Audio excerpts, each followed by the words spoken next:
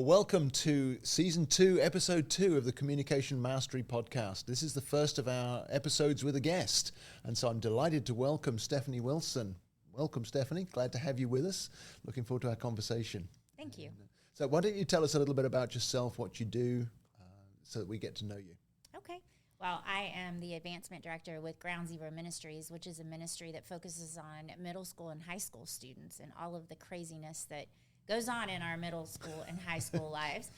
We basically try to share the gospel with them, giving them another avenue to consider amongst all of the other social media messages and messages from home, messages from school, everything that they're processing, and just try to we want to rise to the top of that and introduce them to Christ, because we really feel like no matter what's going on, if you have that relationship, then everything else will be more manageable. That's great. So how many youth do you overlap with in a typical week? Between 125 and 150 every single week. So that gives us a good base. We have about 40 volunteers that help the 7 of us as staff to manage and build those relationships and to play games. You know, when the students come in, they're coming from school or practice, so it's a great place for them to come and still connect with their peer group, but decompress, not have to worry about moms and dads being around, coaches, teachers, just a fun time of students interacting with students. So there's that kind of, it takes the pressure off for them. They can be themselves to some degree by the sound of things. Yes, yeah. And we want them to be themselves. Awesome. That's how we most authentically connect. Right, yeah. And I love that it's all about connection, and we talk about that a lot on the podcast. So tell me a little bit about your kind of communication challenges, the things you encounter in maybe a typical week or maybe across more of the journey of your life. What sort of communication challenges have you encountered? I don't know that the podcast is going to be long enough for all of that, given that I was just recently married, so that's a piece. And I also deal with the students, that's a piece. But then the larger portion of my job is maintaining professional relationships with business owners and their employees. So that's a piece. So there's a lot to unpack there.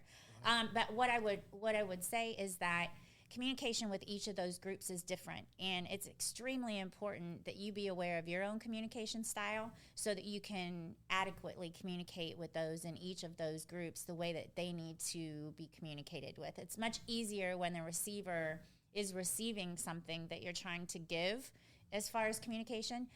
That ensures a more smooth transition and that people understand. So with the staff that are at Ground Zero, one of the biggest challenges is I am one of the very few that is what's considered an influencer and a producer. And all that means is that, first of all, I like to talk. I talk and I think quickly. I don't need a lot of time to process. Most of the other staff are processors. They think about things for a long time. They don't normally respond right away. And the natural tendency for someone like an influencer or a producer is to think, oh, you don't care or you don't have an opinion. Neither of those things could be further from the truth. But unless you understand the different styles, it's easy for all of that to get lost in translation and then communication be a negative experience instead of the positive experience that you want it to be. With the students, our student base is very unique. I grew up in an area that was literally a melting pot, Columbus, Ohio. So I feel very blessed to have been exposed to many different types of cultures. But the culture at Ground Zero is such that the students there really, they require consistency in order to build trust. And all of that has to happen even before there's any communication. And I think we're all in agreement that communication is more than just your words. Sure. It's body language. So our students' body language sometimes can be very, I guess I don't know what word to use other than off-putting. They don't look you in the eye. You can say hi to them, ask how they're doing, and they don't even acknowledge that you've responded, let alone respond back. But trust and believe they've heard you and they've seen that you're there again and that you're exuding an interest in their life. But it takes a long time to build trust with those students in order to be able to have a relationship. And then you've got the general public, those professionals that you're out there in the workforce dealing with. And those folks are my favorite because I find that they're most like me, and that's just my tendency. Yeah. I like direct conversation. I like honest and open communication. And if I am inviting someone to become involved in what Ground Zero is doing and they're just not interested, I just love it if they just say, you know what, that's just not really where my marketing dollars are going to go this year. Okay, great. Well, here's my information. When that changes, because, you know, we all have to shuffle up our marketing efforts once in a while, get a hold of me and let me share with you where we are and what we're doing at that point. I love that. So there's a lot of adaptability going on in what I'm hearing from you. There's a lot of you having to adjust. Talk to us a little bit about what the process is for you when you're dealing with the teenagers, and maybe they're giving you the shoulder or they're just ignoring you. What kind of process do you go through so that doesn't kind of push you off track or discourage you as you want to make a connection with them? Well, and that was a process because I have 6 children of my own. Teenagers are one of my favorite segments of the population because my teenage years were so tumultuous. And I really feel like that's a reason that I have to relate to these students, and more importantly, the reason why I want to give back. I had wonderful parents, wonderful upbringing, but outside of that and their adult friends who are now my surrogate parents as well, I didn't have a lot of people that paid attention and poured into my life.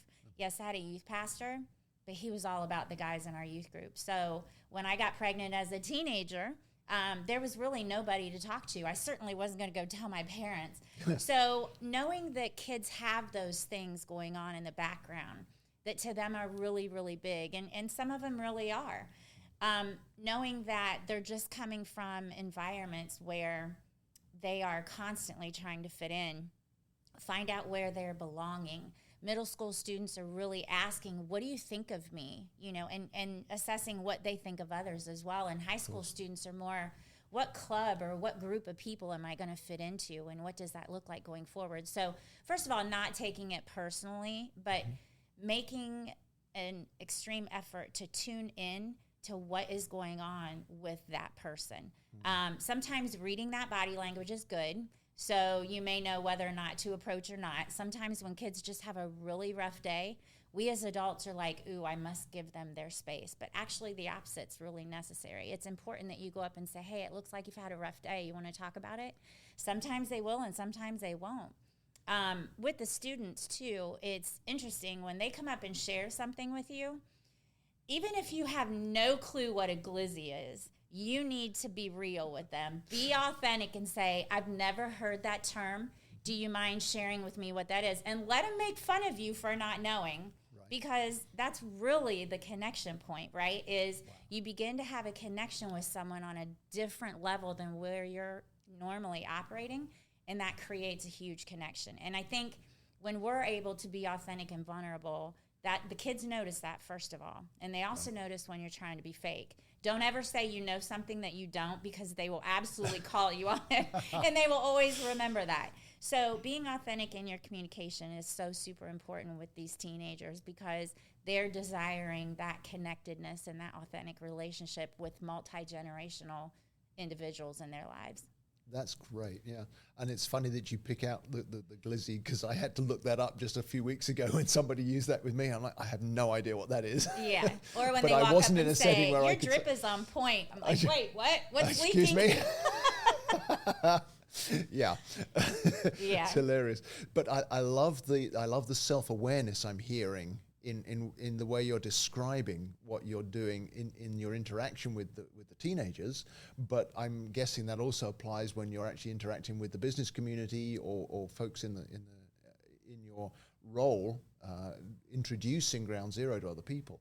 So talk to us a little bit about how your self-awareness has grown on your communication journey. How have you developed that sort of self-awareness? Was it just that it kind of came to you naturally, or did you have to work through? No, it doesn't come to me naturally. I can give you an example. When I first came to South Carolina in 2017, I was hired immediately by the city of Myrtle Beach in the Human Resources Department. Such a blessing. I had been asked by my director to obtain some information, which only the director of another department had. So I sent an email, introduced myself, made my request, and ended the request with, if I may, I'd like to follow up by end of business tomorrow. That timeline was driven by when my director wanted the information. I, of course, didn't get the information in a timely manner. So I made a phone call and asked the director if she had received my email, first of all, and if she'd received it, if she'd had time to respond, and if not, if I could just stop over and get the information that I needed. Within 15 minutes, my director received a phone call from the person with whom I was trying to get the information and said, boy, your new hire is really aggressive. She needs to tone it down a little bit. In my mind, very task-oriented, focused on producing results. That wasn't aggressive. That was just doing my job. So it is being aware of the softer approach. The culture here in South Carolina is much slower paced than it is in Columbus, Ohio, which was one of the many reasons that I moved here. So, you have a lot of Northerners trying to change things when they get down here. Our way is better. No, it really isn't. And adapting is critical to that. One of the ways that I became self-aware that I was aggressive was listening. You have to be able to receive some of the things that people share with you, because perception's reality, and you're not allowed to tell someone that you didn't make them feel a certain way. So you have to be comfortable enough with yourself to receive some of that feedback and then actually do something with it. But I have been a single person for a long, long time and recently got married. And so going through all of that, again, self-discovery and rediscovery of who I am as a person on a personal level was rough. Because I do tend to be, I think of something and I make a decision and I move forward. Well, the wonderful saint of a man that I married couldn't be more polar opposite. So what I had to do was I had to take the life languages test, and I had to discover what my natural tendencies were, and then what tendencies I had the ability to develop through some training, clearly self-awareness. And then one of the biggest things I have to do is I have to dial things back a little bit. Even in a staff meeting, I have now waited. I'm no longer the first one to jump in and talk. I just wait for everyone else's feedback. Sales 101, management 101, they say be the dumbest person in the room and speak last. Because you want to surround yourself with people that are smarter than you, and you also want to hear everyone else's opinion before you actually open your mouth. So what I've done to develop my communication skills is I've discovered what each of those life languages look like, tried to educate myself on those who are closest to me, what their styles are, and then what they need from me as their styles dictate. So that's been critical. Cool. And so it sounds like you've seen a real difference in learning some of that stuff, in being able to adapt to other people. And I mean, not just with your husband, but with the folks at work as well. So was any of that journey a surprise to you, or did it kind of clarify when you took the life language profile? Was it like a complete bolt from the blue of this is completely different from anything I've ever seen, or was it more of a development for you, what you maybe already had sensed? Talk us through how that went for you when you first encountered the life languages and that journey you've been on. Well, I'm in my mid-50s, so nothing surprised me that was, revealed. I know who I am, and I know all of my character flaws. I'm intimately comfortable with those. So working on some of those flaws was definitely a development piece. Wanting to show up and be a more effective producer, wanting to make sure that when someone had something going on in their life, like a student that I could speak into, wanting to make sure that that influencer part of me was well received. That's really what the life language profile revealed to me is, who is the type of person that I really want to be, and how do I want to show up in other people's lives every day? Because I could continue to be a task-oriented, aggressive person, but to what end? What does that accomplish? And if we're all here for the purpose of making other people's lives better, then I needed to do better. That's awesome. Yeah. And that you've just summarized why I do what I do is to help people. No, that's quite all right. I find it very affirming, which is one of the things that I like to hear with my profile. But to see that it works with other people, because, to be honest, we've done minimal coaching. You've done a lot of this on your own. And it's very encouraging to see the power of the profile in the way that you've taken it and run with it.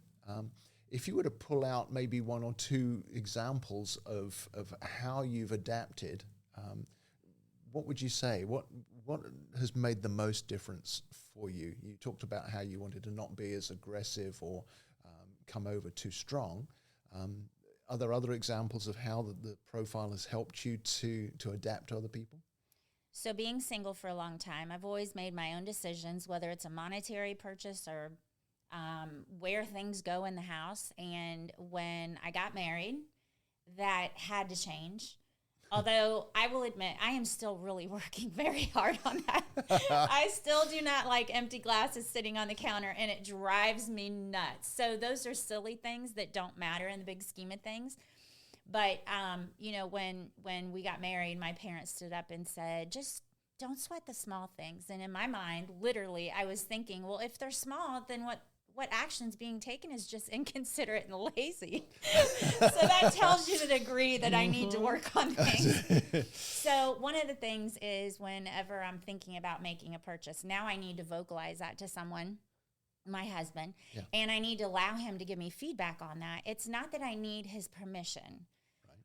Though I think it's great teamwork when you talk about things that are going to end up. I wanted a fireplace for the new home that we had, and it was Christmas time. Well, there were some other things that we wanted to accomplish as well financially. So his feeling was, do we really need that? Well, no, it's not about needing it. It's something that I want, and I can do that. So anyway, we did not end up getting the fireplace, mostly because I thought, this is our initial, what would you like to do? And he needed that win, and I'm not being facetious and I'm not being condescending. I wanted him to feel like I understood his place in the household. And if he said that wasn't something we really needed, honestly, we didn't need it. So that's a total 180 for me, because normally I would have ordered it. It would have come to the door and he would have said, what's that? And I was, oh, that's the fireplace that I ordered. I wouldn't even have discussed it with him. Yeah. So that's a big change for me. And I don't mind making that change because, him being the polar opposite of me, it really just makes us the complete package. And it's a very unique thought process to think that someone else could really complete you. I mean, this isn't Jerry Maguire, right? But there are obvious character flaws and things where I rush ahead, where he slows me down and helps me to think a little bit differently. So I love that.